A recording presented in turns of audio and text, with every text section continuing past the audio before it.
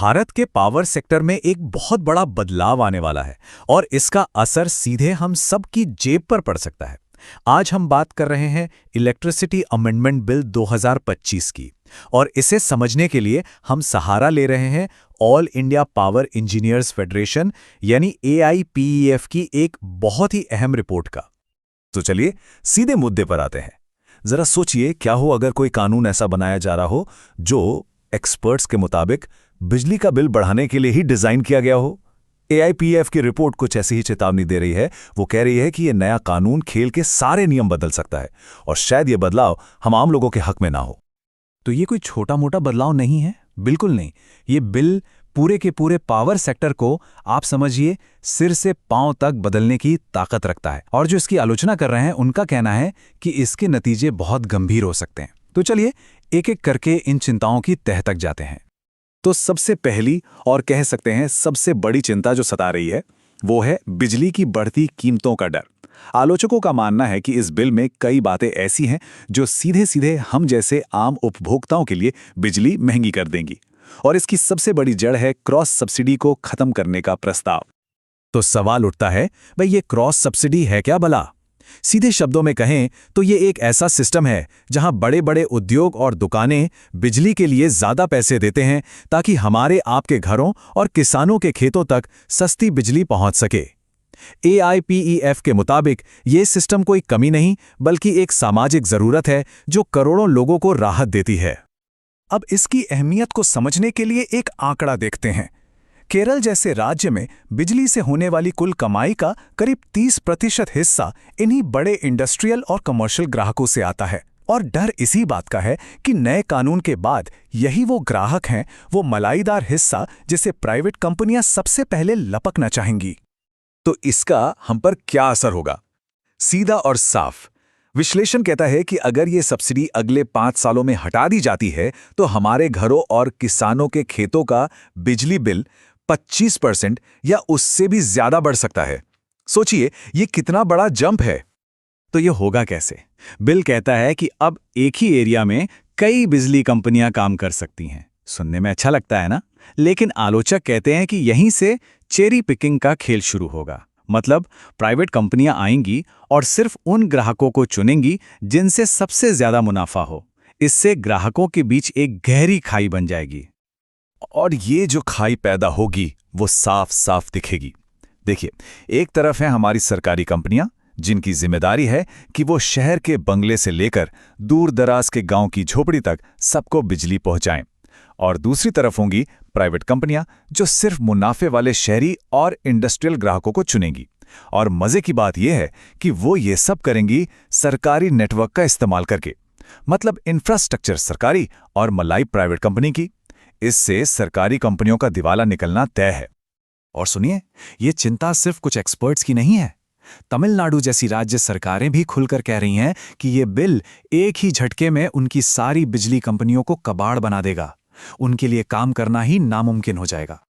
और ऐसा भी नहीं है कि ये मॉडल दुनिया में पहली बार आ रहा है। यूके में ऐसा ही एक सिस्टम लागू करने की सिर्फ तैयारी में 850 मिलियन पाउंड खर्च हो गए। और अंदाजा लगाइए वो पैसा किसकी जेब से गया? जी हां, आम लोगों की जेब से। तो ये एक बहुत बड़ी चेतावनी है हमारे लिए। अच्छा, तो पैसों की बात तो हो गई, लेकिन इस बिल का असर सिर्फ हमारी जेब पर ही नहीं बल्कि हमारे देश के संघीय ढांचे पर भी पड़ सकता है। AIPEF का मानना है कि ये बिल राज्यों के हाथ से पावर छीनकर सब कुछ सेंटर के कंट्रोल में देने की एक कोशिश है। बिल में कुछ ऐसी धाराएं हैं जिन पर आलोचक खास तौर से उंगली उठा रहे हैं। ये धाराएं आप समझिए केंद्र को सुपर पावर देती हैं। वो राज्यों पर अपने टारगेट थोप सकते हैं, राज्य के रेगुलेटर को हटा सकते हैं और तो और बिना किसी से पूछे अपने नियम बना सकते हैं। चलिए अब थोड़ा और गहराई में उतरते हैं। ये मामला सिर्फ कीमतों और अधिकारों का नहीं है।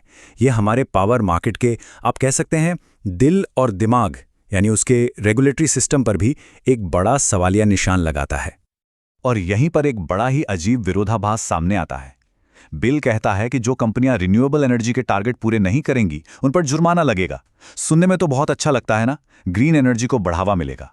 लेकिन आलोचक कह रहे हैं कि यही नेक इरादा भारत के उभरते हुए कार्बन मार्केट का गला घोंट सकता है, वो भी शुरू होने से पहले ही।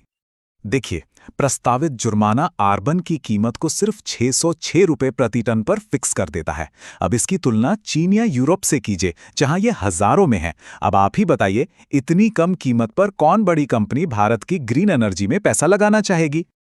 तो होता ये है कि ये जुर्माना ही एक तरह से मैक्सिमम प्राइस बन जाता है। कोई भी कंपनी से ज्यादा पैसे देकर रिन्यूएबल एनर्जी क्रेडिट क्यों खरीदेगी, जब वो बस जुर्माना भरकर बच सकती है? नतीजा, क्रेडिट मार्केट ठप। और जब मार्केट ही नहीं रहेगा तो ग्रीन एनर्जी में नया निवेश भी रुक जाएगा। और बाजार में गड़बड़ी का ये डर सिर्फ हवा-हवाई नहीं है। अभी हाल ही में सेबी की एक जांच ने खुलासा किया कि कैसे रेगुलेटर के ऑफिस से ही जानकारी लीक हुई और कुछ लोगों ने करोड़ों का मुनाफा कमाया। अब सोचिए, एक तरफ हमारा रेगुलेटरी सिस्टम पहले से ही सवालों के घेरे में है और दूसरी तरफ ये नया बिल बाजार को और ज्यादा खुला छोड़ने की बात कर रहा है। मामला और भी गंभीर हो जाता है जब बिल ओवर द काउंटर यानी ओटीसी प्लेटफॉर्म्स को हरी झंडी दिखाता है। ओटीसी का मतलब है बंद दरवाजों के पीछे होने वाले सौदे, जहां हमारे पावर एक्सचेंज पर हर चीज की निगरानी होती है, रिपोर्टिंग होती है। वहीं इन ओटीसी प्लेटफॉर्म्स पर अंधेरा है, कोई निगरानी नहीं, कोई रिपोर्टिंग नहीं। ये तो गड़बड़ी को खुला न्योता देने जैसा है। तो इन सारी गंभीर चिंताओं के बाद सवाल उठता है कि AIPEF यानी पावर इंजीनियर्स फेडरेशन आखिर चाहता क्या है, उनकी मांगे क्या है? चलिए देखते हैं। उनका एक बहुत मजबूत तर्क है स्केल का। वो कहते हैं कि पूरे भारत में मुश्किल से 5-6 बड़ी प्राइवेट कंपनियां हैं, जबकि सरकारी कंपनियां 55 से भी ज्यादा हैं, जो देश के हर कोने तक बिजली पहुंचाती हैं। तो क्या ये मुट्ठीभर प्राइवेट कंपनियां पूरे देश का भार उठा सकती हैं, खासकर गांव और छोटे शहरों का? इसीलिए उनकी मांगे बिल्कुल साफ हैं। वो कहते हैं, इस बिल को तुरंत वापस लो।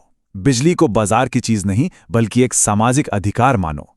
निजीकरण पर पूरी तरह रोक लगाओ और क्रॉस सब्सिडी को बनाए रखो। और सबसे जरूरी बात, कोई भी बड़ा फैसला लेने से पहले देश भर में सबसे बात करो। तो आखिर में ये पूरी बहस और ये पूरा बिल एक बहुत ही बुनियादी सवाल पर आकर रुक जाता है। एक ऐसा सवाल जो बिजली को लेकर हमारे पूरे नजरिए को तय करता है। बिजली आखिर है क्या?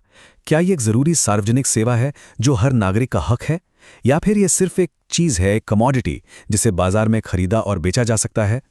इस सवाल का जवाब ही तय करेगा कि भारत का आने वाला ऊर्जा भविष्य किस दिशा में जाएगा, और इस पर सोचना हम सबके लिए बेहद जरूरी है।